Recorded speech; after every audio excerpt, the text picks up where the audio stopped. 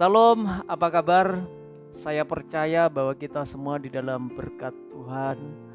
Karena Allah kita Allah yang berkarya terus dalam kehidupan kita. Dia Allah yang Emmanuel yang tidak pernah meninggalkan kehidupan kita. Kita akan belajar firman Tuhan. Mari kita berdoa. Tuhan, terima kasih buat kebaikan-Mu yang kami alami dalam kehidupan kami. Hari ini kami mau belajar firman-Mu, mohon Roh Kudus berikan pengertian akan firman Tuhan yang kami pelajari pada saat ini. Dalam nama Tuhan Yesus kami berdoa, amin. Hari ini kita akan belajar dengan tema memiliki hikmat yang benar. Kita buka Alkitab kita dalam kitab Amsal pasal yang ke-24. Kita baca ayat yang ketiga sampai ayat yang kelima. Amsal yang ke-24 ayat 3 dan sampai ayat yang kelima, begini bunyi firman Tuhan.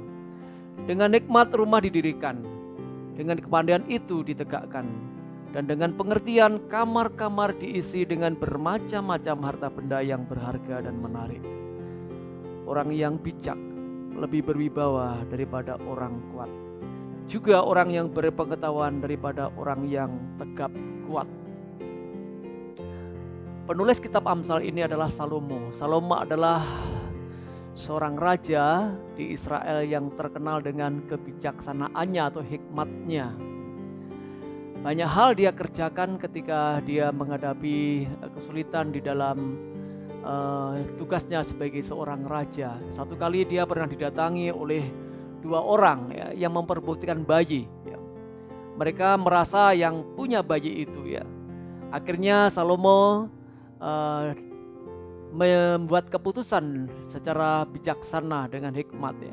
Dia berkata, silahkan bayinya dibelah saja jadi dua, nanti dibagi supaya rata. Yang satu orang berkata, iya silahkan aja dibelah jadi dua. Yang satu menangis melarang, janganlah bayi itu dibelah jadi dua, lebih baik diserahkan kepada ibu yang satunya. Akhirnya Salomo memutuskan bahwa yang punya anak yang sah adalah wanita atau ibu yang tadi melarang untuk membagi dua. Karena seorang ibu tidak mungkin atau tidak rela anaknya mati dibunuh dengan sia-sia. Itu menunjukkan bahwa Salomo bijaksana. Nah, Bapak Ibu Saudaraku yang saya kasih dalam Tuhan Yesus, kita dalam hidup ini berhadapan dengan bermacam-macam persoalan. Nah, kita perlu berhikmat di dalam membuat keputusan-keputusan di dalam hidup ini. Nah, bagaimana supaya kita menjadi orang yang berhikmat? Kita akan belajar ciri-ciri orang yang berhikmat, supaya kita memiliki hikmat yang benar. Yang pertama, ayat yang ketiga dijelaskan demikian di sana ketika dengan hikmat rumah didirikan, dan dengan kepandaian itu ditegakkan. Langsung ayat 4. Dan dengan pengertian kamar-kamar diisi dengan bermacam-macam harta benda yang berharga dan menarik. Ciri yang pertama, orang yang berhikmat itu hidupnya ada perencanaan yang matang. Dia merencanakan kehidupannya secara baik, secara matang. Soal perencanaan, Yesus mengajarkan pentingnya sebuah perencanaan dalam hidup ini. Yesus berikan perumpamaan tentang orang yang mendirikan rumah. Orang yang bodoh mendirikan rumahnya di atas pasir. Memang cepat pekerjaannya mendirikan rumah di atas pasir. Tapi begitu ada badai, ada angin kencang, ada banjir, tumbanglah, robohlah rumah itu karena dia gampang saja. Sementara orang yang hikmat, yang bijaksana, dia dirikan rumah di atas batu.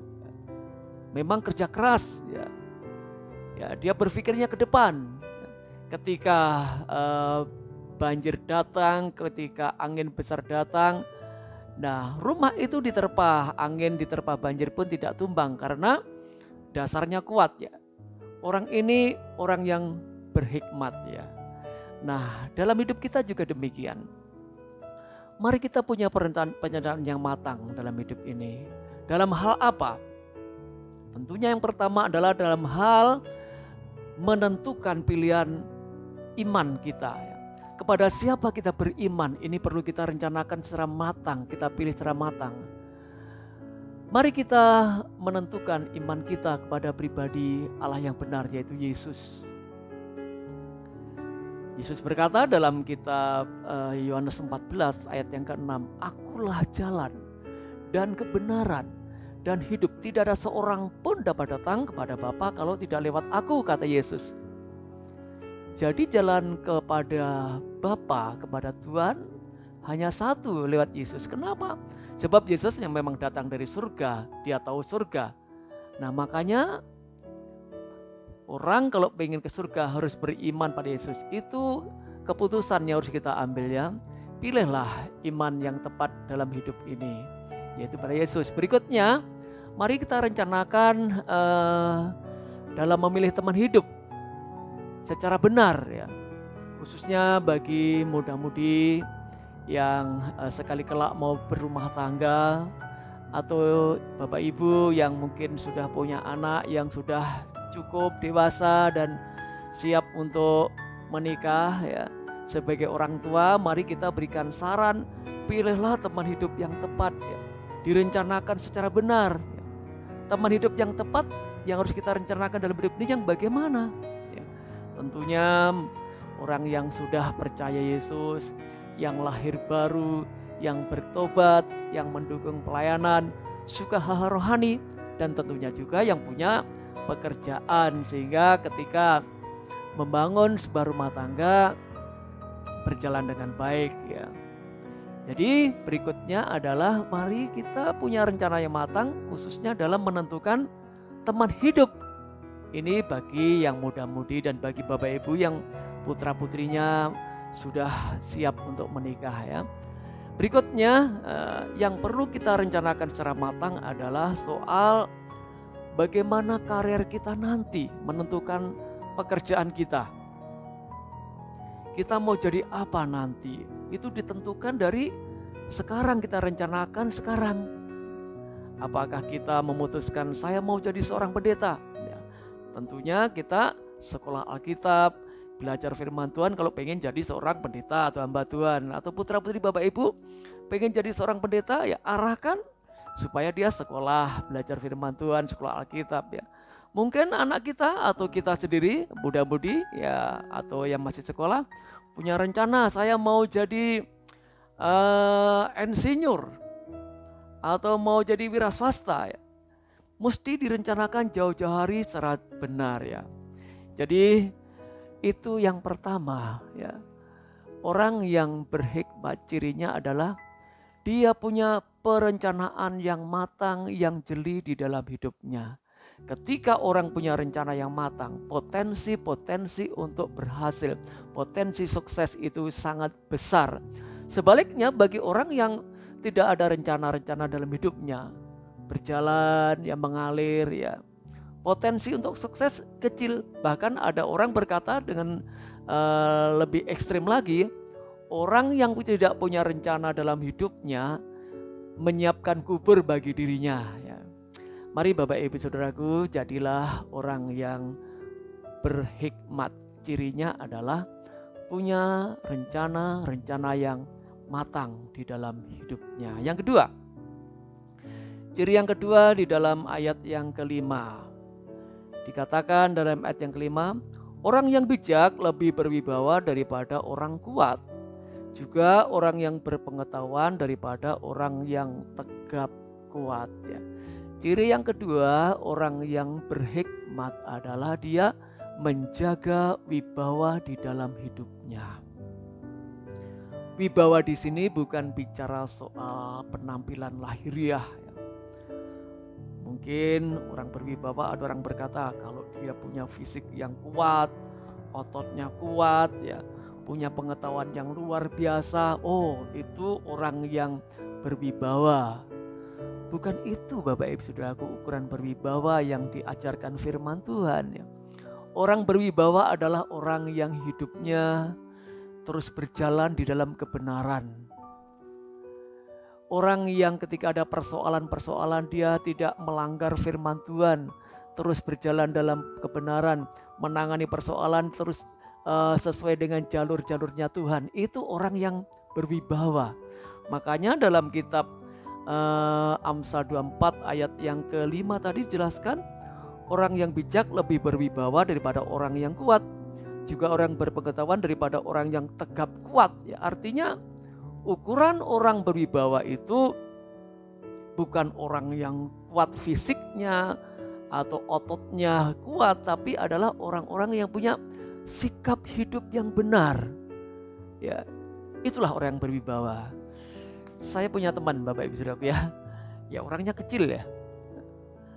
Tapi ketika dia berbicara, Bapak Ibu, kecil ya.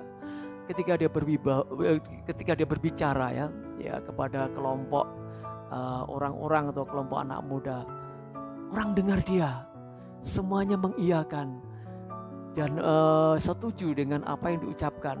Dengar baik-baik, itulah orang berwibawa. Nah, sekarang bagaimana cara membangun kewibawaan dalam hidup ini ya?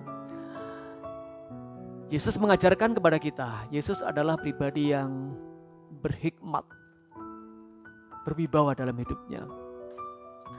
Dalam kitab Markus pasal 1 ayat 35 ya, di sana dijelaskan, pagi-pagi benar ketika hari masih gelap, ya, Yesus pergi ke tempat yang sunyi dan dia berdoa. Sebelum Yesus beraktivitas ya, pagi-pagi sebelum orang beraktivitas, dia membangun sebuah hubungan yang akrab, hubungan yang intim dengan Tuhan.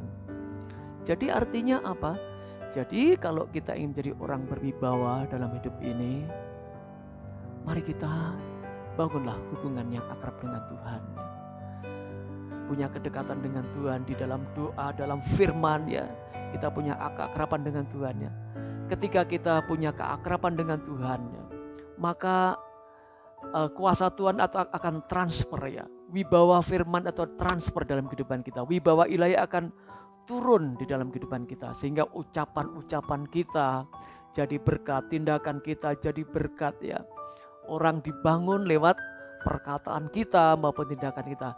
Itulah orang yang berwibawa, dan itu ciri orang yang hikmat, dia menjaga wibawa dalam hidupnya. Mari Bapak Ibu Saudaraku yang saya kasih dan Tuhan Yesus ya, jadilah orang-orang yang berhikmat ya. Kejarlah hikmat itu, saudaraku. Hikmat itu perlu proses ya. Kita bisa, itu bukan soal karunia jadi bijaksana atau tidak, ini bisa kita pelajari, ini bisa kita dapatkan ya. Kita bisa bangun jadi orang yang berhikmat ya. Jadi ciri orang yang berhikmat adalah kalau orang itu punya rencana yang matang dalam hidupnya, menyangkut keputusan iman kita pada siapa, pilihlah Yesus ya. Menyangkut khususnya yang masih muda, yang mau menikah, atau orang tua yang punya anak yang anaknya mau nikah, mari punya rencana yang benar, pilihlah teman hidup yang tepat. Dan berikutnya, tentukan karir yang tepat yang akan kita jalani. Lalu ciri yang kedua, orang yang berhikmat adalah orang yang memelihara atau menjaga wibawa dalam hidupnya. Dan orang yang berwibawa adalah orang yang sungguh-sungguh hidup di dalam firman, hidup dalam kebenaran, dan itu didapatkan ketika punya hubungan yang akrab dengan Tuhan. Tuhan memberkati kita, jadilah orang-orang berhikmat. Amin. Kita berdoa. Tuhan, terima kasih buat firman-Mu. Biarlah hikmat itu menjadi bagian penting dalam kehidupan kami, dan kami terus belajar dalam hidup ini untuk mengejar hikmat itu. Dengan cara kami punya rencana-rencana yang matang dalam hidup ini, dan kami terus menjaga wibawa rohani dalam kehidupan kami. Ajar kami terus bangun hubungan yang akrab dengan Tuhan. Terima kasih buat firman Tuhan.